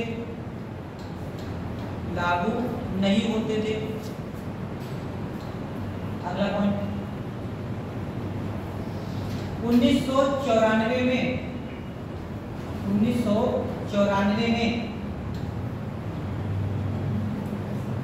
दिलीप सिंह भूरिया समिति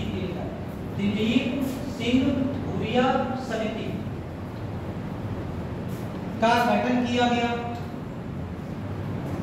दिलीप सिंह भूरिया समिति का गठन किया गया, जिसकी सिफारिश पर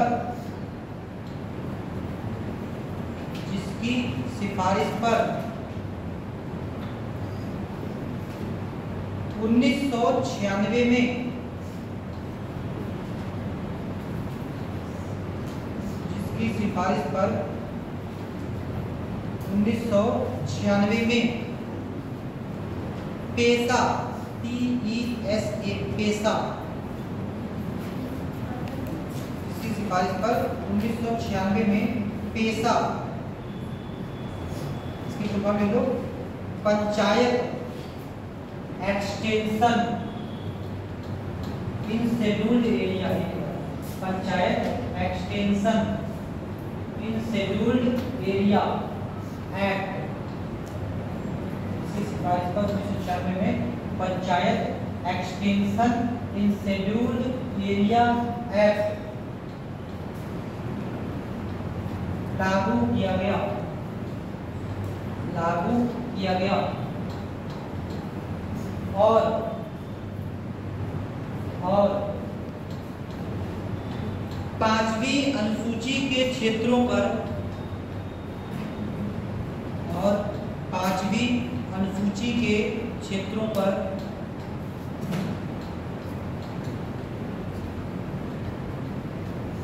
इसका विस्तार 5वीं अनुसूची के क्षेत्रों पर इसका विस्तार किया गया। 5वीं अनुसूची के क्षेत्रों पर इसका विस्तार किया गया। मतलब छठी अनुसूची पे अभी भी लागू नहीं होता है, 5वीं अनुसूची के क्षेत्रों पर हमारा पंचायती राज लागू हो जाता है। एक्ट कौन सा है? पेशा एक्ट है, 1996 में बना है, दिल्ली सिंह भूरिया समिति की सिफारिश पर बना है। लेकिन यहाँ पर पंचायती राज उस तरीके से लागू नहीं होता जैसा हमारे उत्तर प्रदेश में लागू होता है, इस तरीके से लागू नहीं होता। यहाँ पर अलग तरीके से लागू होता है, थोड़े बहुत प्रावधान चेंज होते हैं क्योंकि वहाँ के राज्य जिस तरीके से लागू करना चाहे उस तरीके से लागू करेंगे। तो ये शेड्यूल्ड एरिया होते हैं, वहाँ पर जनजातियों के हित में ऐसे कार्य करने होते हैं, ये चीजें बनी। तो देखो ये हमारे यहाँ तक का हो गया, 243 ऐड हो गया, ऐड हो गया। अब देखो एन, ये को देख रहे थे एन, 243 एन में क्या है? 243 एन में कहा गया है कि जो नई पंचायतें हैं, इन नई पंचायतों का पुरानी पंचायतों से कनेक्शन क्या होगा। तो किस तरीके से कनेक्शन हम लोग देख लेते हैं। जैसे हम एक एग्जाम्पल के तौर पर ले लेते हैं, हमने मान लिया 1959 में हमारी पंचायती राज की शुरुआत की गई थी नागौर से, राजस्थान के नागौर से। ये भी नॉन कॉन्स्टिट्यूशनल है, कॉन्स्टिट्यूशनल दर्जा नहीं दिया गया। कॉन्स्टिट्यूशनल दर्जा कब दे दिया जाएगा? 1993 में। बीच में जो पंचायतें काम कर रहे हैं, ऐसा नहीं था कि हमारे पंचायतें ही नहीं थी, पंचायतें तो थी, पंचायतें चल रही थी, बस कॉन्स्टिट्यूशनल स्टेटस के माध्यम से नहीं चल रही थी। ऐसे कोई एक्ट बना दिया उसके माध्यम से चल रही, तो पंचायतें चल ही रही हैं। 1993 में क्या कर दिया? इनको कॉन्स्टिट्यूशनल स्टेटस दे दिया। अब यहाँ पर सब चीजें इधर मेंशन कर देंगे, कितने समय का इनका कार्यकाल होगा, कितनी सत्य सब मेंशन कर देंगे। बीच में जो पंचायतें चल रही हैं, कुछ पंचायतें अच्छा कार्य कर रही हैं, कुछ पंचायतें ऐसे रैंडमली चल रही हैं। अब मान लिया कि किसी पंचायत के चुनाव हुए हैं 1990 में, मान लिया चुनाव हुए या 1990 ज्यादा हो जाए, 1991 ले लें। मान लिया कि 1991 में किसी पंचायत के लिए चुनाव हुए थे जो नॉन कॉन्स्टिट्यूशनल पंचायत के रूप में कार्य कर रही थी, और वो पंचायत बहुत बढ़िया तरीके से कार्य कर रही थी। अब 1993 में क्या हो गया? अब इनको कॉन्स्टिट्यूशनल स्टेटस दे दिया गया। लेकिन जो 1991 वाली पंचायत है, ये कैसी है? ये ओल्ड है, ये पुरानी पंचायत है, ठीक है। अब जो पंचायतें बनेगी वो कैसी हो जाएगी? वो न्यू पंचायतें हो जाएंगी, नई पंचायतें हो जाएंगी। अगर इन पुरानी पंचायतों में से कोई पंचायत ठीक ठाक ढंग से कार्य कर रही है तो उसी पंचायत के प्रावधानों का नई पंचायत के साथ कर दिया जाएगा विलय।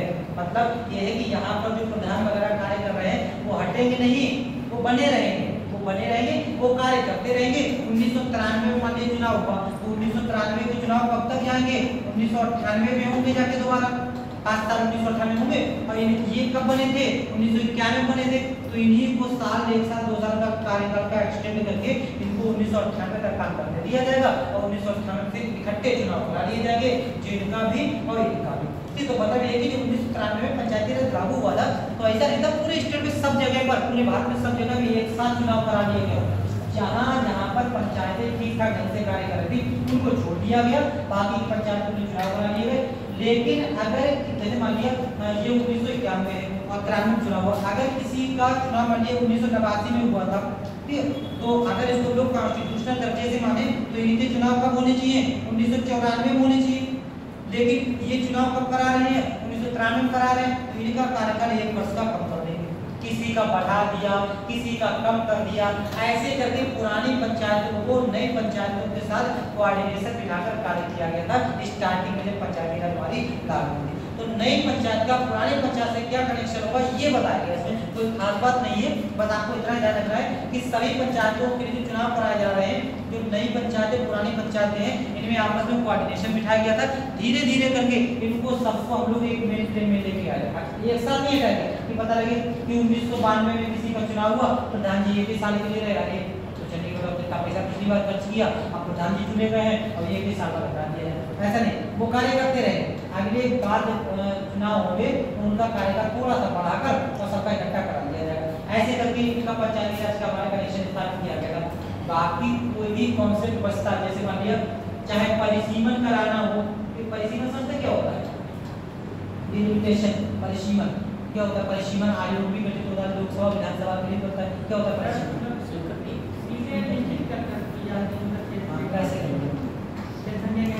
जनसंख्या के साथ, जैसे अगर हम लोग बात करें जैसे एक तो लोकसभा क्षेत्र होता है, लोकसभा की बात करें तो एक होता है लोकसभा क्षेत्र, एक होता है हमारा जिला, होता है जिला। तो लोकसभा क्षेत्र और जिला दोनों में अंतर होता है। जिले की सीमाएं अलग हो सकती हैं, लोकसभा क्षेत्र की सीमाएं अलग हो सकती हैं। ये लोकसभा क्षेत्र जो होता है ये जनसंख्या के कॉन्सेप्ट पे कार्य करता है। 10 लाख की आबादी पर एक सदस्य को हम लोग कॉन्सेप्ट लेके चलते हैं और इसलिए आधार कब की जनसंख्या को बनाते हैं? 1971 की जनसंख्या को आधार बनाते हैं। ठीक है, 1971 की जनसंख्या को आधार इसलिए बनाते हैं क्योंकि 1971 की जनसंख्या के जब आंकड़े प्रकाशित हुए थे उसके बाद भारत में जनसंख्या नियंत्रण के कार्य हुए थे। दक्षिण भारत में अच्छे कार्य किए, उत्तर भारत में बेकार कार्य किए। मतलब यह है कि दक्षिण भारत के राज्यों ने जनसंख्या नियंत्रण के लिए कार्य कर लिया, लेकिन उत्तर भारत के राज्य जनसंख्या नियंत्रण पे कार्य नहीं कर पाए। यूपी, बिहार एकदम बस आगे आ गई और तमिलनाडु, केरल बेचारे पीछे रह गए जनसंख्या के बाद।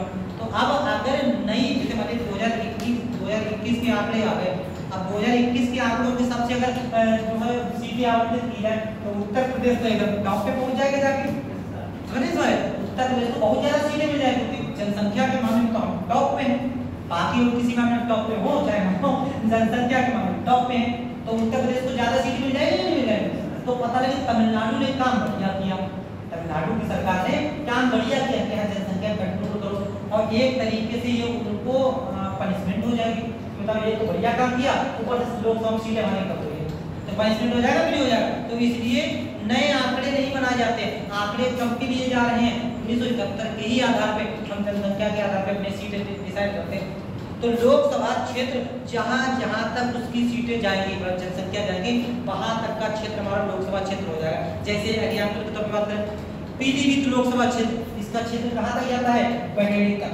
ठीक है, जो बरेली जिला में एक तहसील पड़ती है बहेड़ी। ठीक है, तो बहेड़ी के सांसद कौन होते हैं? जो पीलीभीत के सांसद होते हैं वही बहेड़ी के सांसद होते हैं, लेकिन वो जिला लगता है, जिला बरेली लगता है, लेकिन लोकसभा क्षेत्र वही लगता है। तो ये जो जिस तरीके से डिवाइड करते हैं इसका डिवीजन करने के लिए एक आयोग गठित किया जाता है, परिसीमन आयोग। परिसीमन सीमा निर्धारित कर देता है, ऐसे करके पंचायतों की सीमा निर्धारित किया है। ये सब कॉन्सेप्ट कौन से आ जाएंगे? 243 को में आ जाएंगे। इतनी चीजें आपको पंचायतों का ध्यान रखिए, पंचायतें इतनी पढ़ लो, इतनी पंचायतें पर्याप्त हो। ठीक है, अब पंचायतों में एक चीज हम लोग देख लेते हैं, ग्राम सभा। स्टार्टिंग में 3 आर्टिकल छोड़े हुए हैं, 3 आर्टिकल छोड़े हुए हैं, तो 3 आर्टिकल्स क्या क्या है? 3 आर्टिकल्स के बारे में लोग देख लेते हैं। एक हमारा 243, दूसरा कौन सा है? 243 ए और तीसरा है 243 बी। 3 ऐसे करके आते हैं, इनको हम लोग देख लेते हैं तीनों में क्या क्या है। सबसे पहले आपको ध्यान रखना है 243, एक आर्टिकल है आर्टिकल 243।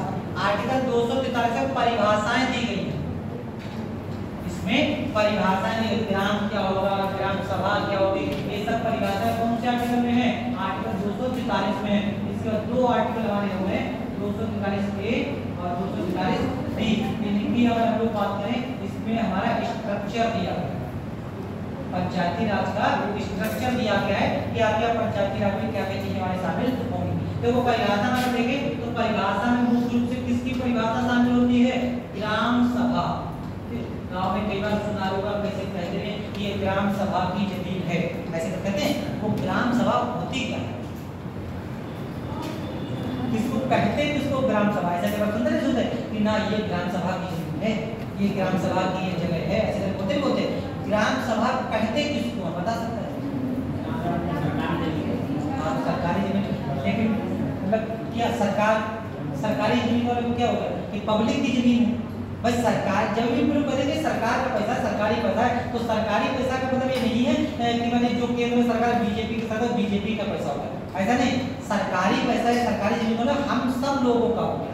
ठीक है, वो बात और उसको मानते नहीं है अपना। ठीक है, बहुत अलग है कि ट्रेन में इसे ट्रेन सार्वजनिक संपत्ति है, अगर हाथ में अगर ब्लेड है तो जब तक चलाएंगे तब तक दिल को सुकून नहीं मिलता है। ठीक है, ऐसी है आदत नहीं है कि जब तक ऐसे धीरे से बैठे रहे धीरे से काट दे जाएंगे ताकि पता तो लगे कि हाँ साथ वो है हमारे लोगों की संपत्ति, लेकिन उसको मानते तो नहीं है। ठीक है, सार्वजनिक संपत्ति कहाँ होती है, अलग ही कॉन्सेप्ट लेके चलते हैं। तो यही चीज पूछना चाहते हैं कि ग्राम सभा कहते किसको, कोई कॉन्सेप्ट तो होगा कि इसको ग्राम सभा कहेंगे, बताएं। तो ग्राम सभा का मतलब होता है उस क्षेत्र में रहने वाले ऐसे सभी लोग जिनकी आयु 18 वर्ष से ऊपर की होती है, ठीक है, उसको क्या कहते हैं, उसको ग्राम सभा कहते हैं। यानी कि ग्राम सभा के सदस्य सभी लोग जिनकी आयु 18 वर्ष से ऊपर है, यानी कि वोट देने के लिए एलिजिबल है। जो भी लोग वोट देने के लिए एलिजिबल हो गए उस क्षेत्र में ग्राम पंचायत के अधीन रहने वाले लोग, उन सबको क्या कहते हैं, उन सबको ग्राम सभा कहते हैं, ठीक है। तो आइए ध्यान दें कि ग्राम पंचायत के अंतर्गत रहने वाले ऐसे सभी लोग जिनकी आयु 18 वर्ष से ऊपर है, यानी कि मतदान करने के लिए एलिजिबल हैं, वो सब लोग क्या कहलाते हैं, ग्राम सभा कहलाते हैं। ठीक है, तो जैसे मान गांव में अगर आप लोग रहते हैं, जो लोग गांव में रहते हैं उनकी आयु अगर 18 वर्ष से ऊपर होगी और वोट बना हुआ है, तो अगर कहीं पे पता नहीं सरकारी जमीन है, अगर कोई कहे हाथ ना पकड़िए मेरी जमीन है ऐसे करके मेरी जमीन मतलब कि स्पेशली हमारी नहीं है, सभी की है, ठीक है, सार्वजनिक है। तो ऐसे सभी लोग जिनकी आयु 18 वर्ष से ऊपर होती है वो सब मिलकर क्या करते हैं, ग्राम सभा का निर्माण करते हैं। उस क्षेत्र में रहने वाले लोग, ये परिभाषा दी गई है ग्राम सभा की, आर्टिकल 243। अब ग्राम की परिभाषा राज्यपाल जिसको ग्राम घोषित कर दे उसको ग्राम कहते हैं। तो ग्राम सभा का ध्यान रखना है उस ग्राम पंचायत के अधीन रहने वाले सभी लोग जिनकी आयु 18 वर्ष से ऊपर है वो कौन हो जाएगा, ग्राम सभा का सदस्य हो जाता है, इसको ग्राम सभा बोलते हैं। स्ट्रक्चर की अगर इनकी बात करें, पंचायतों के स्ट्रक्चर की अगर बात करें तो देखो 3 स्तरीय संरचना बताई गई है। पंचायतों की हमारी 3 स्तरीय संरचना बताई गई। सबसे नीचे कौन सी होती है, ग्राम पंचायत, बीच में कौन सी होती है, मध्यवर्ती पंचायत, मध्यवर्ती पंचायत, इसी को क्या कहते हैं, इसी को ब्लॉक पंचायत कहते हैं। सबसे ऊपर क्या हो जाएगी, जिला पंचायत, जिला पंचायत। फिलहाल तो यही 3 होते हैं। अब यहाँ पे एक चीज और से ध्यान रखना कि फिलहाल तो स्ट्रक्चर में 3 होते हैं, सबसे ऊपर जिला पंचायत, बीच में मध्यवर्ती पंचायत और सबसे नीचे ग्राम पंचायत। लेकिन अगर किसी राज्य की आबादी 20 लाख से कम है, किसी राज्य की जनसंख्या 20 लाख से कम है, तो उस राज्य में मध्यवर्ती पंचायत का होना जरूरी नहीं। ठीक है, फिलहाल तो 3 रहेंगे, फिलहाल तो हमारे 3 रहेंगी। लेकिन अगर किसी राज्य की आबादी 20 लाख से कम है तो वहां पर मध्यवर्ती पंचायत नहीं भी हो सकती है, वहां पर 2 स्तरीय संरचना होगी। तो अगर हम लोग पंचायत से कल एक साथ ऐसे होंगे तो क्वेश्चन आता अनिवार्य करके कुछ क्वेश्चन था, क्वेश्चन हम डिस्कस किए तो कोई ऐसे कोई क्वेश्चन था कि ऐसा करना नहीं, हाँ कि संसदीय शासन प्रणाली में राज्यों में 2 स्तरीय व्यवस्था, मतलब 2 स्तरीय 2 सदनीय व्यवस्था होना अनिवार्य है। ऐसे बोला अनिवार्य तो नहीं है, हो भी सकती है, नहीं भी हो सकती। ऐसी कॉन्सेप्ट यहाँ पर अगर आपसे क्वेश्चन आ जाए कि पंचायती राज व्यवस्था के तहत सभी राज्यों में त्रिस्तरीय संरचना का होना अनिवार्य है, ये सही हो जाएगा, गलत हो जाएगा, गलत हो जाएगा। ठीक है, अनिवार्य नहीं है। जिन राज्य की आबादी 20 लाख से कम है वहां पर स्तरीय संरचना कितनी होगी, 2 स्तरीय, और जहां की आबादी 20 लाख से ज्यादा है वहां की त्रिस्तरीय।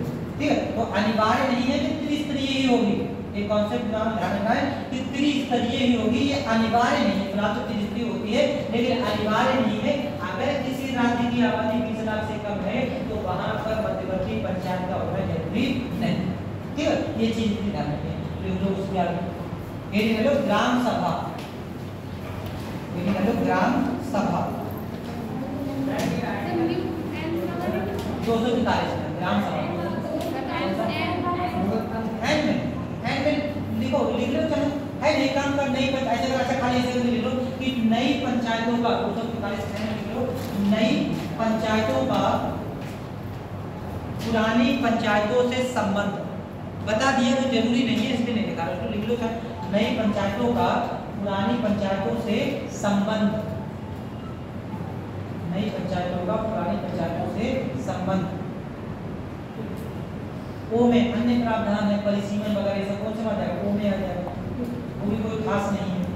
बता हमको सारे आर्टिकल्स दिए, बाइक चलेगा तुक्के तुक्के पूछने तो आप लोग तुक्का लगाने के लिए बता पूछा ही नहीं जाएगा। ये कॉन्सेप्ट नहीं पूछेंगे, जहाँ जैसे वित्त आयोग है, निर्वाचन आयोग है या फिर आयोग्यताएं हैं, कार्यकाल, ये कॉन्सेप्ट मेन है, यहाँ से क्वेश्चन बन जाती है। अगला लिख लो इसके आगे ग्राम सभा, ग्राम सभा, इसे लिखो ग्राम सभा में लिखो ग्राम पंचायत के अधीन, ग्राम पंचायत के अधीन रहने वाली, इसका आर्टिकल 243 है, ठीक, ग्राम पंचायत के अधीन रहने वाली जनसंख्या, ग्राम पंचायत के अधीन रहने वाली जनसंख्या जिनकी आयु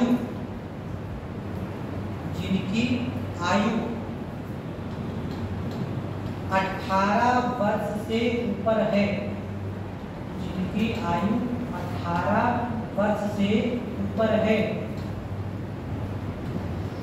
और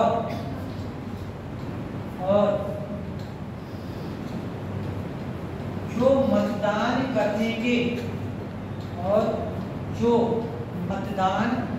के योग्य हैं,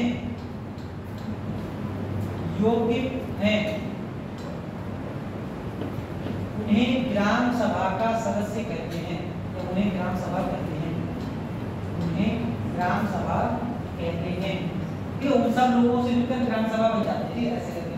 अगला पॉइंट इकट्ठे लिख लो, 243 ए 243 बी, दोनों लिख लो, 243 ए 243 बी, इसे लिखो 243 ए और 243 बी, इसे लिखो।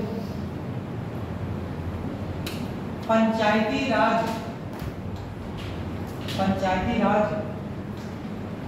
त्रिस्तरीय संरचना, पंचायती राज त्रिस्तरीय संरचना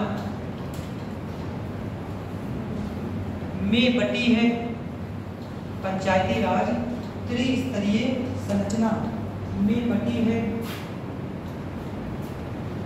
अगला पॉइंट नंबर 1, जिला पंचायत त्रिस्तरीय संरचना बटी है। नंबर 1 जिला पंचायत, नंबर 2 मध्यवर्ती पंचायत, जिला पंचायत, नंबर 2 मध्यवर्ती पंचायत, नंबर 3 ग्राम पंचायत, ग्राम पंचायत। ठीक है, अगला पॉइंट, जिन राज्यों की आबादी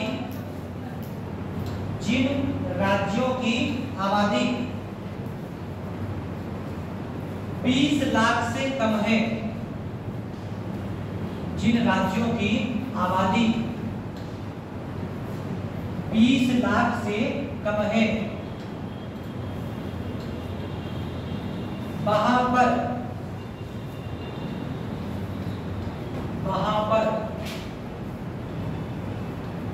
मध्यवर्ती पंचायत का होना, वहां पर मध्यवर्ती पंचायत का होना अनिवार्य नहीं है, वहां पर मध्यवर्ती पंचायत का होना अनिवार्य नहीं है। ठीक है, बाकी हम लोग देखिए, तो हल्का हमारा टॉपिक स्टार्ट किया था नगर पालिका, इसमें बहुत सारे आर्टिकल हैं। ठीक है, इसमें बहुत सारे आर्टिकल जैसे हम लोगों ने उसमें देखे आर्टिकल, ऐसे करके नगर पालिका में भी बहुत से आर्टिकल हैं, इनके आर्टिकल देख लेते आराम से, जैसे उसके याद हो गए ऐसे करके इसके याद हो जाएगा। बस नगर पालिका के आर्टिकल पे आंसर आप तब लगा दोगे जब आपके हाथ में कॉपी पेन होएंगे, तब लगा दोगे, रख नहीं पाओगे नगर पालिका के, तो कैसे दोगे? पहले हम लोग यहाँ पे आर्टिकल लिख रहे हैं नगर panchayat, A B C D E F G H I J K L M N O, ये हमारे किसके आर्टिकल हो गए? ये पंचायतों के आर्टिकल हो गए। अब इसी से जोड़कर हम नगर पालिका के आर्टिकल लिख रहे हैं, इसके आगे पहुंचेंगे यहाँ से। O के बाद P, 243 P से किसके आर्टिकल से? P से Z G तक किसके आर्टिकल से स्टार्ट हो जाएंगे? नगर पालिका के स्टार्ट है। पहले सारे देख लेते हैं तब देखते हैं। 243 P Q R S T U V W X Y Z Z A Z B, हाँ जेड के आगे भी होते हैं, हमने ये भी जेड ही पढ़ा है, जेड के आगे भी होते हैं, Z C, Z B, Z E, F G, ठीक है। इतने आर्टिकल थे, इतने आर्टिकल हम लोग, ये किससे संबंधित है, ये सब नगर पालिका के 243 पी से लेकर 243 जेड जी तक के आर्टिकल ये किसके हो जाएंगे, ये नगर पालिका के। अब देखो कैसे करके याद करना है, यहाँ के डीएम साहब को उठाओ, ठीक है, यहाँ के डीएम साहब को उठाओ और इसको टी से लेकर यहाँ तक जाए उतना मिला, ठीक है। इनको दोनों घटा दो, तो आराम से आप हो जाएगा, कोई दिक्कत नहीं है। ये आर्टिकल सारे आपको पता है, यहाँ से लेकर सारे आर्टिकल पता है। अब इनको लोग नगर पालिका के आर्टिकल्स कैसे याद करें, पंचायतों के डीएम साहब को उठाने हो सकते हैं, यहाँ के डीएम, जो यहाँ के जितने भी आर्टिकल हमारे आ रहे हैं डीएम से लेकर, पंचायतों से डीएम साहब को उठाओ और यहाँ पर टी से लेकर जहां तक मिल जाए जाके वहां तक मिला लो, जो कॉन्सेप्ट इसमें है वही कॉन्सेप्ट इसमें, ठीक है। अब देखो कैसे करके 243 टी को हमने उठा दिया, ऐसे करके लिख लो अपनी एक जगह पे, ये रट्टा मत मारो, ठीक है, याद नहीं होंगे, याद कर ही नहीं पाओगे, इतने सारे आर्टिकल याद कर ही नहीं पाओगे, लिख लो बस, ये याद करो। और ये अगर आपसे कोई पूछे भी जाए तो अगर क्वेश्चन आया कहीं पे तो तुरंत ऐसे करके डीएम साहब को उठाया और यहाँ टी से लेकर जहां तक जाए वहां तक उठा देना चाहिए, ठीक है। देखो 243 डी, 243 डी में क्या है, पंचायतों में आरक्षण, 243 टी इसमें क्या हो जाएगा, नगर पालिकाओं में आरक्षण। इनको भी देखेंगे, बाद वालों को भी देखेंगे क्या क्या, पहले मेन में इतने आर्टिकल देख लेते हैं। 243 डी में क्या है, पंचायतों के लिए आरक्षण, इसके समकक्ष दूसरा कौन सा है, टी, टी में क्या हो जाएगा, नगर पालिकाओं में आरक्षण। 243 ई में क्या है, पंचायतों का एंड मतलब कार्यकाल, ई से कौन सा देखो मिल रहा है, यू, यू में क्या हो जाएगा, यहाँ पर हो जाएगा नगर पालिकाओं का कार्यकाल, ठीक है। ऐसे करके 243 एफ, एफ मतलब ए, पंचायतों की अयोग्यताएं, एफ के समकक्ष कौन सा है, डी, इसमें हो जाएगी नगर पालिकाओं की अयोग्यताएं, अयोग्यता। 243 जी, जी में क्या, पार्ले जी, शक्तियां, ठीक है। 243 डब्ल्यू क्या हो जाएगी, नगर पालिकाओं की शक्तियां, कितनी दी गई हैं, 18, ठीक।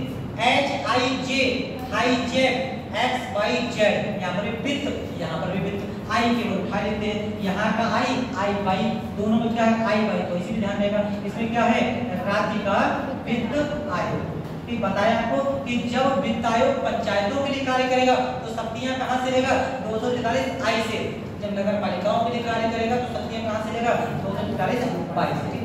यहाँ पर ऑडिटिंग, यहाँ पर भी ऑडिटिंग, कोई खास बात नहीं। के में क्या है, राज्य का निर्वाचन आयोग, 243 जेड, ए में क्या है, राज्य का निर्वाचन आयोग, राज्य का निर्वाचन आयोग। अब जैसे मान लिया आपसे क्वेश्चन आ जाए ऐसे करके कि निम्नलिखित में से कौन सा स्टेटमेंट सही है, चार ऐसे करके आपको चार मिलाने को दे दिए, इधर ऐसे करके चार आयोग लिखे हैं और इधर चार इधर कोई से उनके आर्टिकल्स लिख दिए हैं, और एक ऐसे करके लिखा है राज्य निर्वाचन आयोग, राज्य निर्वाचन आयोग, दूसरा लिख दिया केंद्रीय वित्त आयोग, एक आयोग को और लिखा, उसका आर्टिकल हमने मान लिया गलत है लेकिन आपको पता ही नहीं है, ये आयोग ही नहीं पढ़ा है, और एक आयोग लिख दिया मैंने यूपीएससी, और इसका आर्टिकल लिख दिया 315, ये वाला जो आयोग लिखा हुआ है ये गलत है, लेकिन आपने कोई पढ़ा ही पता नहीं कौन सा आयोग उठा के दे दिया, और यहाँ पर ऐसे 315 लिखा, केंद्रीय वित्त आयोग के आगे लिख दिया 280, और राज्य निर्वाचन आयोग के आगे लिख दिया 243 जेड ए, ये अरे ये तो गलत है, 243 के में पढ़ के आए थे कि राज्य निर्वाचन आयोग क्या पढ़ा था, 243 के में पढ़ा था, यही वाला गलत है, सोचना ही नहीं कुछ, आराम से कॉलर उठा के घूम रहे कि ये क्वेश्चन सही करके चले जाए, समझ रहे, तो बात ऐसे करके ऊपर से जाएगा, ये क्वेश्चन क्या हो गया, गलत होके चले जाए, क्योंकि 243 के में भी राज्य का निर्वाचन आयोग है और 243 जेड ए में भी राज्य का निर्वाचन आयोग है, ठीक है, ये ध्यान रखना है। के में जब ये कार्य करेगा किसके लिए, पंचायतों के लिए, जेड ए के लिए कार्य करेगा तो कौन हो जाएगा, नगर पालिकाओं के लिए। अगला देखो, एल लागू होना, जेड भी लागू होना, कहां कहां पर लागू होगा, एम मतलब मना करना और जेड सी मतलब मना करना, कि कहाँ कहाँ पर नगर पालिका लागू नहीं होती। बस ये इतनी सी है टेबल टाइप, इतने ध्यान रखो, इतने आपके अगर ये वाले क्लियर हो गए तो बाकी के आर्टिकल्स में कोई खास बात नहीं है, उनको बता देंगे और कौन कौन से आर्टिकल्स में क्या क्या है। यहाँ पे डीएम साहब को उठाओ और यहाँ से टी से लेकर जहां तक मिले जाकर वहां तक मिला दो, सेम कॉन्सेप्ट है, ठीक। ऐसे करके इसको उतार लो, इसके डिटेल को हम लोग नगर पालिका को कल करेंगे, ठीक। इसको उतार लो। यहाँ ये इधर एक तरफ पंचायतों में लिखो, ये वाले कौन से हो जाएंगे, ये पंचायतों के आर्टिकल्स हैं, ये नगर पालिकाओं के आर्टिकल्स हैं, और इनमें विवरण क्या है, विवरण ऐसे करके कितने बाकी के हमारे आर्टिकल्स बचे हुए हैं इनको हम लोग बाद में कर लेंगे। एक चीज और, यहाँ पर जो 220 के अगर ये दो आर्टिकल हम यहाँ पे छोड़ दें तो n को zx से मिला दो, o को zg से मिला दो, सेम कॉन्सेप्ट है, ठीक है। इसको ऐसे करके